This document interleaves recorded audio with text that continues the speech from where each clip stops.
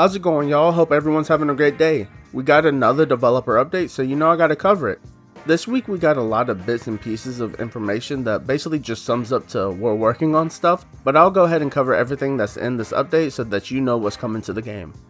So the first thing is actually not something coming to the game, but if you want a Spiffo Plushie, the sales have been extended for another week, so go ahead and pick one up if you want one. But besides that, let's go ahead and talk about things that are actually coming to the game.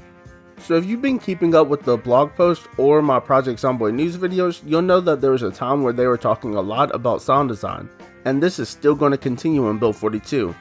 They are currently working on kind of grunts and noises for the player to make when doing certain tasks. So if you're exhausted, your player might breathe heavier. If you're tired, you might yawn, things like that. If you're injured, you might moan, things like that. You know how it is. Another thing being worked on are the animations in the game. You know that Build 41 was a big improvement as far as the animations, and they are going to continue this in Build 42. So they were looking for someone to kind of spearhead this whole thing and be in charge of, and they finally found someone, or at least a company kind of lent them a person, so now that's currently being worked on as well. A few weeks ago I also covered how the devs implemented a new fire system. They've kind of redesigned the fire so it looks a little bit more pixelated than what it previously was. If you want to see how it was in the past, go ahead and check out my old video about that. But I kind of like this new fire. I think it fits a lot more in this game than the old new fire, which is the one they put in the blog post a few weeks ago. But yeah, I think it looks great and I can't wait to see more of it. Another big thing coming in Build 42 that's honestly been overshadowed by things like animals or new locations coming to the game. Now in this blog post there really isn't much at all, we just get a simple picture of a racetrack, but we also know from previous blog posts that they also plan on adding different cities and just expanding the map.